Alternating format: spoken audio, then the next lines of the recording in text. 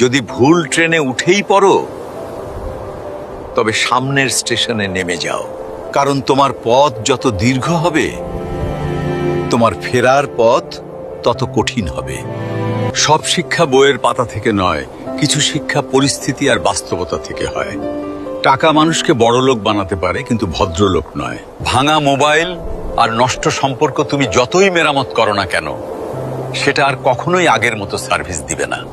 মিথ্যেবাদীরা এখন সবার প্রিয় হয়, আর সত্যবাদীরা হয় অপমানিত আর অবহেলিত। অপমানিত স্থানে কখনো দ্বিতীয়বার যাবেন না, কারণ যেখানে আপনার সম্মান নেই, সেখানে আপনার না যাওয়াটাই ভালো।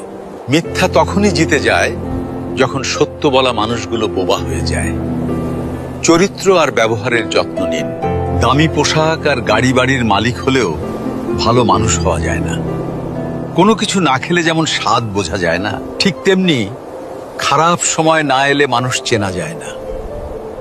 কষ্ট মানুষের সারা জীবন থাকে না, কিন্তু কষ্টের সময়ে মানুষের ব্যবহারগুলো সারা জীবন মনে থাকে।